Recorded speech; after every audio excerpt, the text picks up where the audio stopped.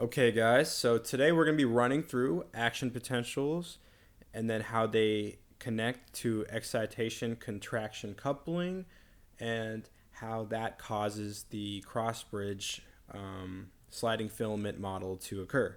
So, first, we start at action potentials. So, action potentials are basically the way that your body communicates with your muscles. And specifically for this exam, it's focused on skeletal muscles. It's a little bit different for cardiac muscle. So when we get to that next semester, we'll get to that. So what you need to know is there's going to be something called a presynaptic neuron and a postsynaptic neuron. And neurons can communicate between each other, and they can also communicate between muscles. So that's something that you should know. So this is the basic structure of what happens at a synapse, okay? So you have your presynaptic neuron, and inside of your neuron's axon terminal, which is going to be right here, you have these synaptic vesicles. Your neurons hold synaptic vesicles at the terminals. And what synaptic vesicles hold are neurotransmitters, which are chemical messengers which tell your receptors to do certain things. In this case, we have something called acetylcholine. Acetylcholine is the neurotransmitter that causes muscle contraction. And basically what happens is your action potential is going to run down your neuron just like that, and that change in membrane potential along the axon terminal is going to cause the opening of these calcium channels. Okay, these are calcium channels, and calcium is going to flow into the neuron.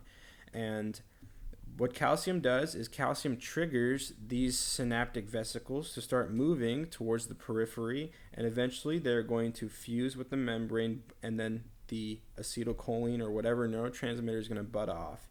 That neurotransmitter is then going to go and it's going to bind to a receptor on the postsynaptic neuron. It's going to bind to a receptor on the postsynaptic neuron, and this specific receptor is known as a ligand-gated receptor. Okay, ligand-gated receptors mean that they just need a ligand, something to bind to them so that they can work. In this case, acetylcholine is binding to this receptor, and in doing so, it's going to open up the channel and sodium can flow through. And that's pretty much a basic overview of what synapses are and what neurons do. And we're going to get more in depth into action potentials here in a second. I just wanted to make sure you guys have the concept of neurons down. And eventually, this postsynaptic neuron is then going to go communicate onward and get to your muscle. And once you're at the muscle, it's going to cause muscle contraction, which is the excitation contraction coupling, which causes the sliding filament model to occur. So let's take a look at some things that you need to know first. So first, I want to touch on this thing called the sodium-potassium ATPase, which means it uses ATP as energy to power the pump. It's a pump. And what you need to get down is the concept of across a cell membrane. This is the outside of the cell membrane. This is the inside of the cell membrane. Across a cell membrane, there's always going to be more sodium on the outside. And on the inside, there's always going to be more potassium. And this is due to the sodium-potassium pump. So this looks like two different membrane proteins here, but really they are one membrane protein. So what this heart-shaped protein is going to do, in my example it's a heart shape, but it might not be in other examples, is let's start right here. We're at 1. So we're at 1. This protein is going to take sodium and it's going to pump 3 sodium out. So 3 sodium come out of the cell, okay? And then it's going to flip. As you can see, it does like a little 180. And it's going to pump. It's going to look like this. That was a bad heart. It's going to look like that, and it's going to pump 2 potassium into the cell. So 2 potassium into the cell, and that is why there's more sodium on the outside, and that is why there's more sodium on the inside. The other function that this sodium-potassium pump has that it generates what is called a resting membrane potential.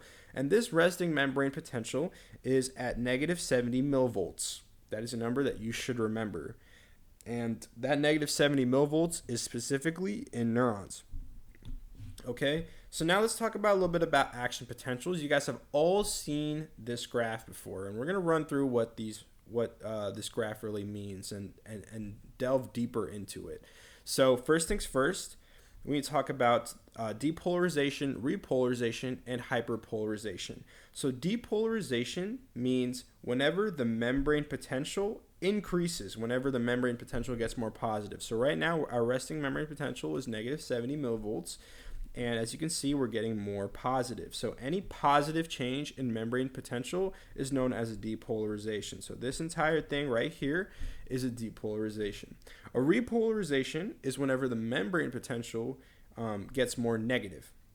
So as you can see here, the membrane potential is getting more negative. And that's what a repolarization is. And finally, a hyperpolarization is whenever the membrane potential goes below the resting membrane potential. So the resting membrane potential is at negative 70 millivolts, and whenever you go below that, that is known as a hyperpolarization. And when it comes to action potentials and specifically neurons, a few numbers that you should know is that the resting membrane potential, like we discussed, is at negative 70 millivolts, okay? And there's also something called a threshold. I call it a threshold potential, but it's called a threshold, and once the membrane potential reaches this specific number, something happens. And as you can see, this something that happens is a rapid depolarization, and we will get into that now and how that happens more. So first thing that you need to know about action potentials is that there's a few different types of channels. So we just briefly mentioned ligand-gated channels. So a ligand-gated channel is when something, for example, acetylcholine in this diagram, is going to go ahead and it's going to bind to the receptor. Now, when acetylcholine binds to that receptor, it's going to open. You guys see the difference in these receptors right here? This one does not have any opening, but as you can see, this one, it does have an opening. And whenever it has an opening, because that ligand binded, this sodium ion can now go ahead and just flow through and go into the cell.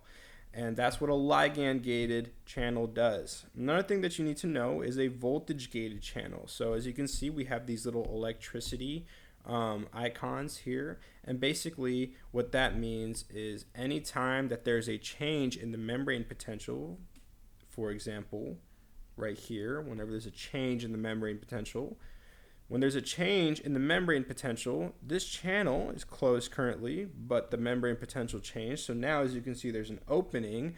This channel is now open, and this sodium ion is now able to go ahead and pass through. So that's what voltage-gated channels do. So ligand-gated channels and voltage-gated channels are some of the main channels that are found in action potentials and neurons. Another thing that you need to know, it's a pretty slight one, but there are also potassium leak channels. So if you remember, we discussed about the membrane, right? So there's more sodium on the outside, and there's more potassium on the inside. And basically, leak channels are just channels that are open all the time, and they let things pass through. For example, this one is a potassium leak channel.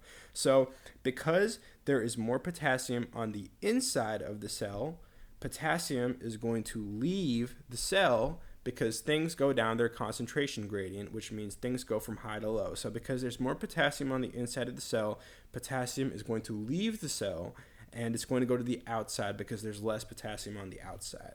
So those are a few channels that you should know, and we'll get into a little bit more about channels here in a second. So right here, it says types of voltage-gated sodium channels that are found in neurons.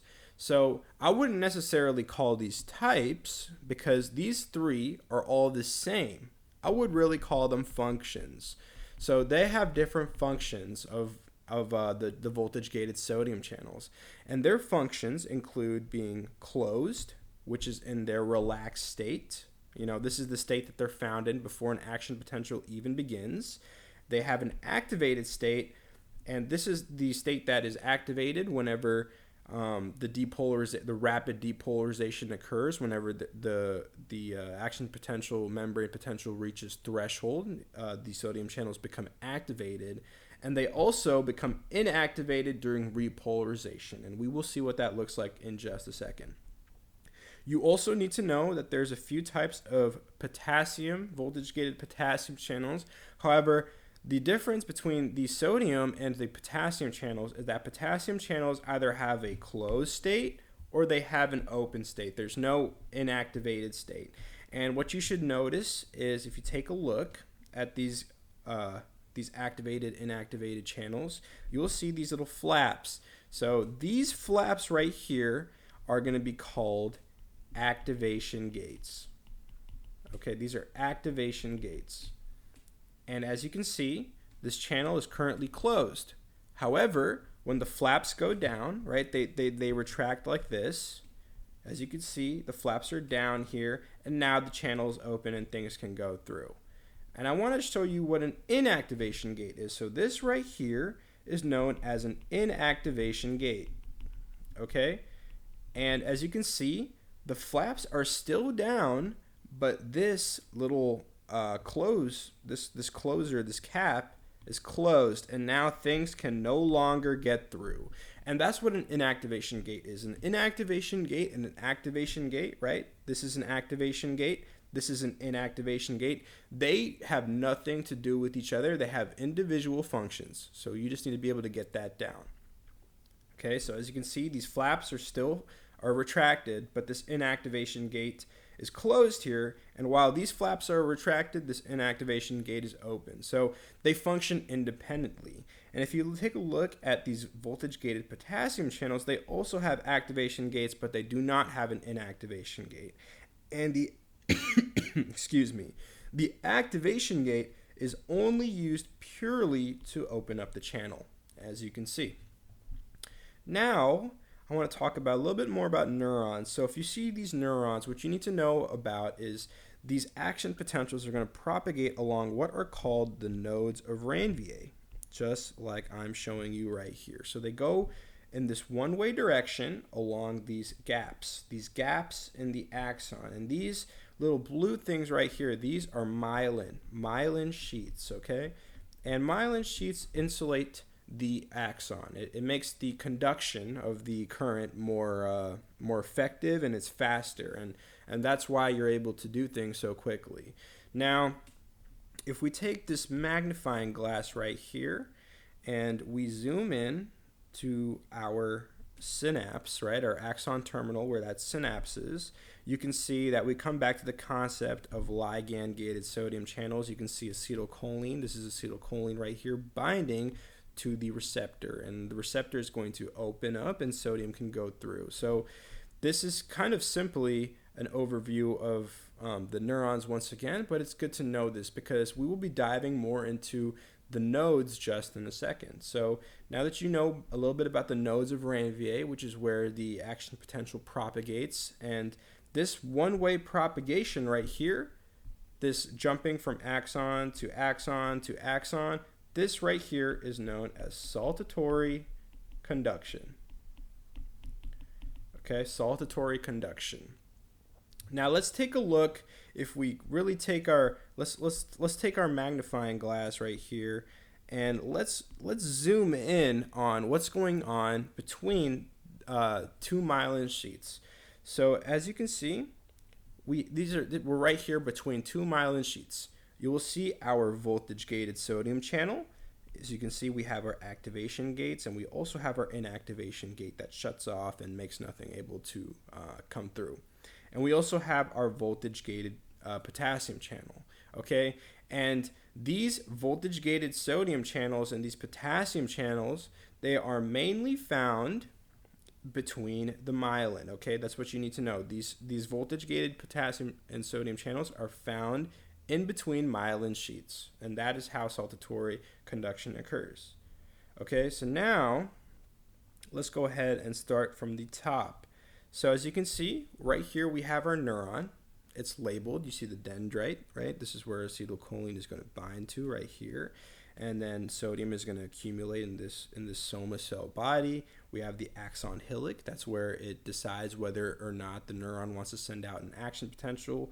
We have our myelin sheets for insulation. The axon, which saltatory conduction occurs on. It also propagates the message. And nodes of Ranvier, which are the spaces in between the myelin sheets. And we also have our axon terminal, where the synapse occurs between a presynaptic neuron and a postsynaptic neuron. So now I have a pretty general big picture overview of a neuron here, okay? And I specifically want you guys to focus. We're going to focus right here first on one of these dendrites, okay? We're going to focus on one of these dendrites right here. And what you see here is we're going to have a ligand-gated channel, and we have acetylcholine. That is acetylcholine. So what acetylcholine is going to do, it's going to come here, it's going to bind to the ligand-gated sodium channel, and these right here, these gates are going to open up. So let me go ahead and open these gates up for us. So now it's an open channel. Things are able to come through. So sodium is going to go ahead and come through. It's going to go all the way through. It's going to go all the way through the dendrite into the body. And as you can see, we have one sodium ion into the body. Now, when this channel opens, it's not just going to let one sodium channel in. It's going to let, or one sodium ion. It's going to let multiple sodium ions in. So when you let multiple sodium ions into the cell body, you're going to start to notice a change, right? We're back at our graph for our action potential. You're going to start to notice a change in the membrane potential. So our cell is generally resting at 70, but you're going to notice a slight increase, okay? And this is the threshold right here, negative 55, but we're not at that threshold yet. So right here, we are having, remember we talked about it, something called a depolarization. Now, the thing about action potentials is that there is something called an all or none principle. An action potential has to reach that negative 55 millivolts threshold, otherwise an action potential will not be fired. So in this case, we are currently not there yet. We don't have enough sodium in. So let's go ahead and make sure we bring in some more sodium. Some more sodium is going to come in through that pump, and guess what? Now we have enough sodium, and we are going to be able to get to that threshold. Now, when we get to that threshold, something really cool happens. And what happens is now we're going to take our magnifying glass, okay? We're going to focus right here on the axon hillock, okay?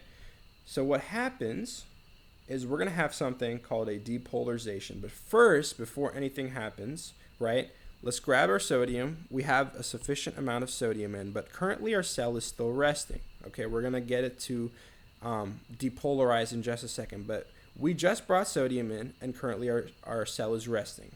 Let's take a look at our channels here. So once again, right here is our voltage gated sodium channel, right? And it's voltage gated. And this is also a potassium channel that is voltage gated. Now, the thing is, as you can see, these channels are currently closed.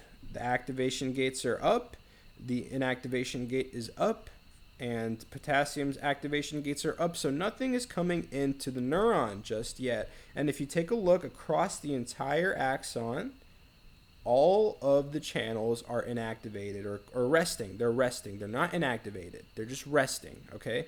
Because remember, inactivated sodium, voltage-gated sodium channel is not the same as a resting channel, okay? So currently, our channels are resting, but we just brought sodium in. So what's going to happen? You know that our resting membrane potential is negative 70 millivolts. So we just brought a sufficient amount of sodium into the cell. So we're going to hit that threshold. We just hit negative 55 in our threshold. And like I said before, when you hit your threshold, something really cool happens. Now, what happens is we depolarize. So if you take a look at our channels, you're going to see a sodium channel right here, voltage-gated sodium channel. And look, the flaps are down. The flaps for our channel are down, which means this is currently an activation gate. Okay?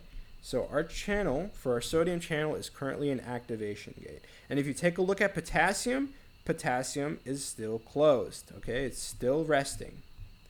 And if you take a look at the other channels in our neuron, this is still resting. And this is still resting. Okay? So the only sodium channel that is open is our activation gate sodium channel at the very beginning, and we are just starting to depolarize now. So what I want you to take away from this specific example is that these sodium channels do not open all at the same time. They're going to open one at a time, and I'll talk more about that right now. So right here I have written at the next node, okay? So this is a node of Ranvier, and this is a node of Ranvier. So at the next node, we're referring to this one. At the next node, a resting voltage-gated sodium channel is activated. We're currently resting, is activated, right? And another thing you want to know, the voltage-gated sodium channel at the prior node, which is this node right here, is inactivated. Now take a look, right? So the next node is resting.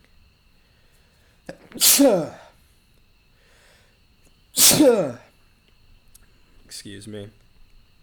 The next node is resting. So what's going to happen is that node is going to become activated. The flaps are going to go down, and that node is going to become activated. Things can now go through. And as this node is activated, the node before is inactivated, right? So you see the flaps are down because this one is activated, but it's inactivated. So this inactivation gate is going to close. And as you can see right here, the inactivation gate is closed. So this sodium channel is no longer going to be permeable. And you will see just in a second how that equates to the saltatory conduction that we just talked about. So as you can see on the left, this is the soma. We're still depolarizing. Let's go to the next step. We're still depolarizing, but as you can see, right, look at the next node. The next node is now activated, and the node prior is inactivated, right? The inactivation gates are shut. Now, if we take a look at the next node after the node that just got activated, this is still a resting sodium channel. It's still resting. It's not activated yet, but it's going to be activated in just a second. As you can see, it's activated now, right? The flaps are down. Inactivation gate is open. Things can come through. But if you take a look at the prior node, inactivation gate is closed, and the one prior to that, inactivation gate is closed. So those are basically what inactivation gates and activation gates are. Now we're still depolarizing, right? So these potassium channels, these voltage-gated potassium channels, they don't open until you repolarize. So here we are currently. As you can see, we have about a little bit over a third of our action potential diagram, right? We hit that threshold, and we've completely depolarized our neuron. Now we have to repolarize, where we bring it down and hyperpolarize and rebalance the membrane, right? So let's see what that looks like. So now, as you can see, we're repolarizing. What you need to know is at positive 30 millivolts, okay, which is right here, we're at the tip, at positive 30 millivolts, these voltage-gated potassium channels are going to open, and that causes the repolarization. So as you can see, this one's open, this one's open, and this one's open. They're all open. But here's what you need to know about these voltage-gated potassium channels. So voltage-gated potassium channels, okay, voltage-gated potassium channels, they are slow to open. And another thing is they are slow to close. So what does this mean? So they are slow to open, which means they open not at the same time, and they're slow to open, so they can open at random times. Okay, this one can open first, and then this one could open, and then this one can open. Or this one could open first, and then this one could open first, and then this one can open, and then this one can open. So we don't know the order that these potassium channels open, but we do know that they open and that they are slow to open. And we'll hold on to this thought right here, slow to close, and we'll get to that in just a second. So they open up, and potassium is going to leave the cell, right? Okay, these voltage-gated sodium channels, I didn't mention it before, but sodium is going to go into the cell. And because sodium is Na+, right, that positive ion, if you take something positive and you put it in the cell is going to go get more positive. Now potassium is K+. Potassium is also a positive ion, but if something leaves the cell and comes out, it's going to get more negative. So that's what happens in repolarization. The potassium is leaving, and that's what's bringing the membrane potential back down. Now, let's go to hyperpolarization. So I mentioned that these potassium channels are slow to close. So what that means is hyperpolarization is due to the voltage-gated potassium channels because they close slowly. And because they close slowly, they are still going to be open even though we brought our membrane potential back to resting, right? But it's going to overshoot. And that is because these channels are slow to close. They're slow to open and they're slow to close. Another thing is during hyperpolarization, okay, at this hyperpolarization stage, right, these inactivated channels where the inactivation gate is closed are going to be reset. So as you can see, during the repolarization phase, our sodium channels are still inactivated. However, when you get to the hyperpolarization stage where we drop below that membrane potential, that resting membrane potential, that is when these sodium channels are going to, they're going to unhinge their activation gates and they're going to take off their inactivation gates. They're going to open it back up and they're going to just close their channel. And they're going to go back to their resting state. Okay, they are now resting once again. And that's what happens. And what you should know after the hyperpolarization is, of course, we have to bring our membrane potential back up, right? Because we are hyperpolarized. So if you remember earlier, I mentioned something about the sodium-potassium pump. And as you can see, we have those same heart-shaped ones right here. The sodium-potassium pump pumps 3 sodium out and 2 potassium in, okay? And so that's what the sodium-potassium pump does. And you also have these leak channels that also make the membrane potential negative. They keep the membrane potential at a negative membrane potential because potassium, right, is a positive ion, and if these leak channels are letting potassium come out, if something positive is leaving the cell, it's going to get more negative. So another thing to notice is the sodium-potassium pumps can be found under the myelin sheath. As you can see, the myelin sheath is in the back. It can be found under the myelin sheath area, or it can also be found in the nodes of Ranvier. One thing about these potassium leak pumps is that they are mainly found in the nodes of Ranvier because these myelin sheaths are insulating and they keep things from leaking out. So the leak channels are mostly going to be in the nodes, and they're going to be dispersed among the voltage-gated sodium channels and the voltage-gated potassium channels, okay? So once again, the sodium-potassium pump pumps 3 sodium out and 2 potassium in, and that's going to help regenerate that resting membrane potential, okay?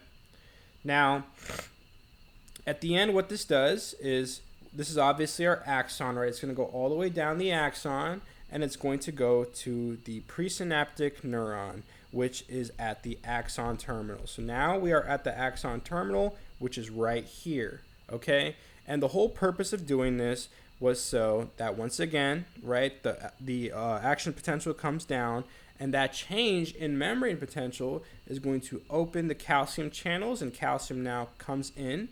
And because calcium comes into the presynaptic neuron, these vesicles containing neurotransmitters can then be pushed towards the periphery to fuse with the membrane and release the neurotransmitter. And in this case, it is acetylcholine. Now, once again, neurons can synapse with other neurons. As you see right here, this neuron is synapsing on this one. But neurons can also synapse with muscles. And so that is what we are going to get into next, is something called excitation contraction coupling. Okay, so if you guys remember from my last video, we had our diagram, right? So muscles are made up of these small little things here called fascicles. Okay, and fascicles are made up of muscle fibers right here. This is a muscle fiber.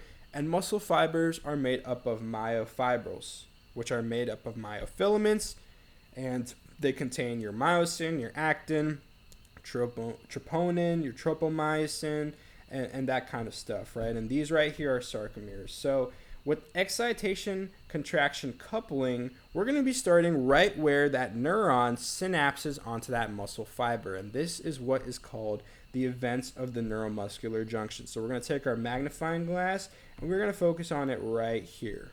Okay, that is what we're going to be looking at right now.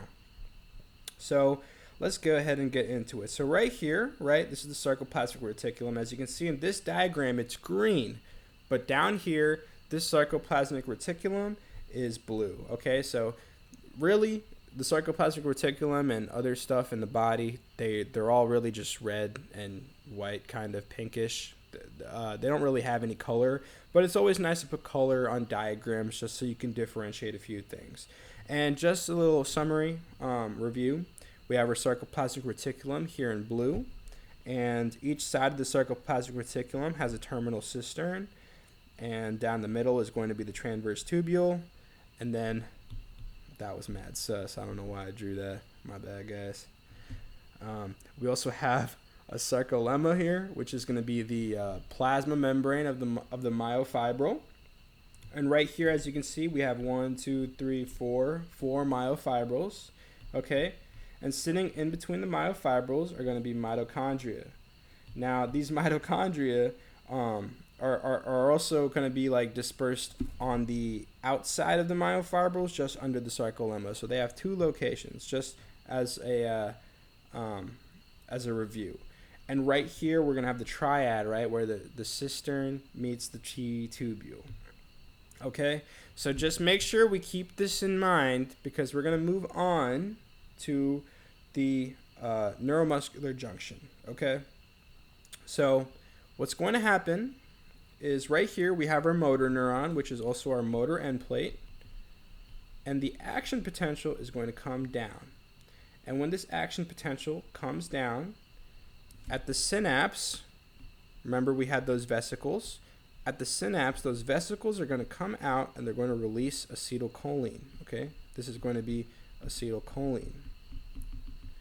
Acetylcholine is then going to bind to a receptor on the sarcolemma, and it's going to cause sodium to come into the cell, right? Sodium goes in, and potassium is going to leave. Potassium is going to go out. Okay, sodium is going to come in, and potassium is going to go out. And what this generates is an action potential, but there is a specific term for this kind of action potential, and that is called an end plate potential. And that end plate potential is going to run all along the sarcolemma and then go down to the myofibrils and run along them, just like that. Now, more specifically, we're going to zoom in on this portion right here, okay? So what's going to happen is the myofibril, where did I put that diagram? Right here. Okay. So, more specifically, that myofibril is going to run down, right? Okay, so this right here, this is a myofibril, okay? This right here is going to be our terminal cistern. This right here is going to be another terminal cistern. And this right here is going to be our T-tubule. This is our T-tubule, okay? So what's going to happen is that action potential is going to come down and it's going to go down the T-tubule like that, okay? The current's going to go down the T-tubule like that. And right here, this is a membrane protein, and it's a detector protein, okay? And this protein is called a DHP receptor. The purpose of this DHP receptor is to detect any changes in membrane potential. And we just had a change, right? We had our end plate potential, so there's going to be a change. So the change is detected, and this DHP receptor is going to communicate with this channel right here. And this is a calcium release channel, and this is called a ryanodine receptor, okay? This is a ryanodine receptor. And what this receptor does is it opens up, and inside of our sarcoplasmic reticulum, right? Inside of our sarcoplasmic reticulum, we have a lot of calcium.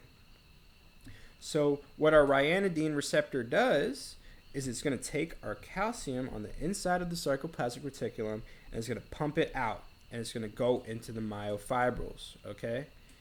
Now, where this calcium then goes is it's going to go to troponin, okay? So this is actin right here, right? You see actin. It's got two globular proteins, two subunits.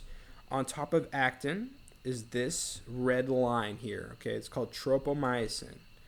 And then we also, this tropomyosin, it wraps around the actin, and on the tropomyosin is a troponin, which contains 3 subunits, okay? And troponin, like I said, has 3 subunits. It has a I subunit. This I subunit binds to actin. This C subunit binds calcium. And this T subunit binds tropomyosin. Okay, so now what's going to happen, this is what actin looks like normally. An actin subunit has this right here, which is an actin binding site for myosin. This is myosin right here, okay? Now, normally, tropomyosin, as you can see in the red here, this is tropomyosin. Tropomyosin is blocking those actin binding sites. You see the green right here? This green is getting blocked by tropomyosin. So whenever calcium comes in and binds to troponin, it's going to cause a conformational change. As you can see, there's a conformational change. It shifts the tropomyosin, right? It shifts this tropomyosin off of actin to where the binding site for myosin is exposed. So that's where the calcium goes after it comes from the sarcoplasmic reticulum out the ryanodine receptor. It goes directly to troponin, your sarcomeres, and it moves tropomyosin off. Okay?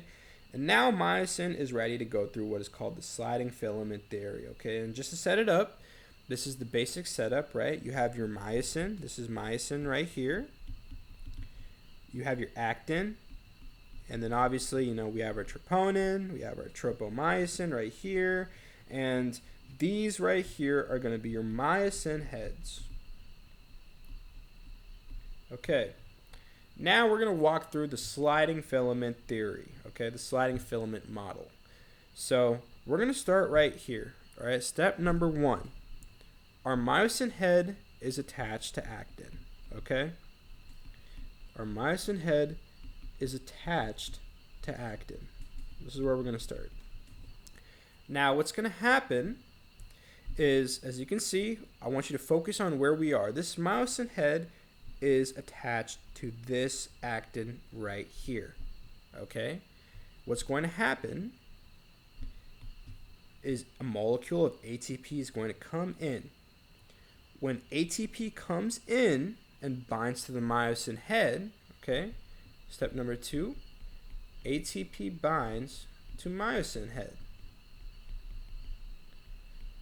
When this happens, the myosin head is going to let go of actin, okay? The myosin head is going to let go of actin. Step number 3, myosin head releases actin. Now, next thing that happens is ATP is going to get hydrolyzed into ADP, adenosine diphosphate, from adenosine triphosphate, and inorganic phosphate, okay? And in doing so, ADP and inorganic phosphate have what is known as a high affinity, okay? ADP plus inorganic phosphate has a high affinity for actin, okay? There's a high affinity for actin. Now what's going to happen is this myosin head is now going to grab onto actin once again, but look at the actin that it grabs on, okay? It just moved this one right here, okay? If we're labeling these 1, 2, 3, 4, 5. It just moved 3, right? It let go of 3. And now it got hydrolyzed, and ADP and inorganic phosphate want to grab something again. So this myosin head is attached to ADP and inorganic phosphate, and it has a high affinity for actin. So 1, 2, 3, 4. It's going to grab the 4th actin right here. As you can see, it's kind of moving along the actin filament.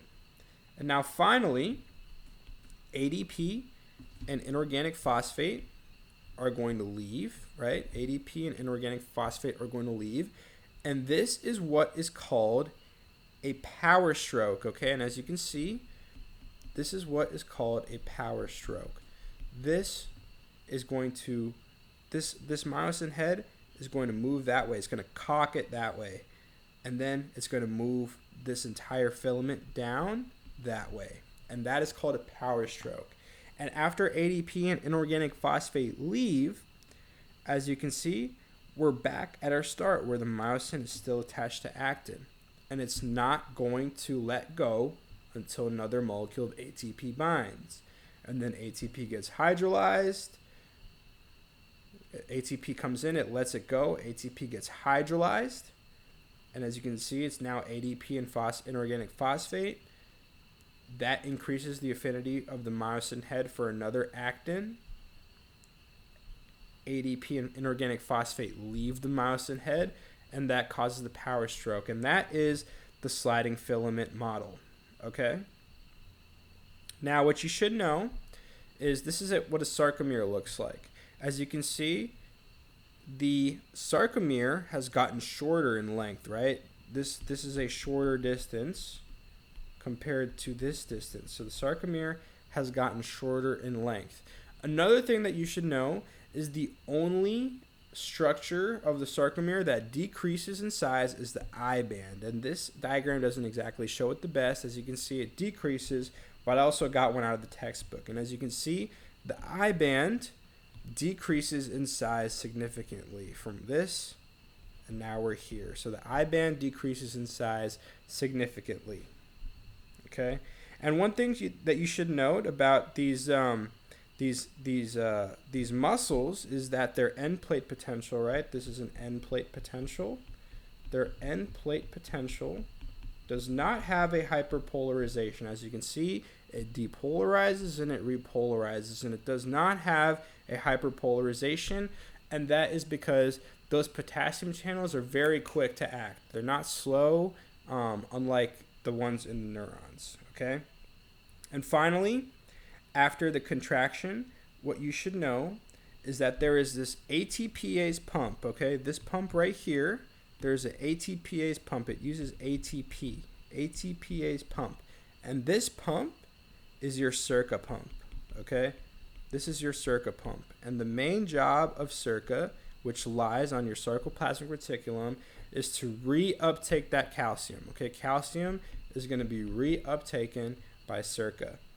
And as you can see, we have one on this terminal cistern. We also have one on the other terminal cistern.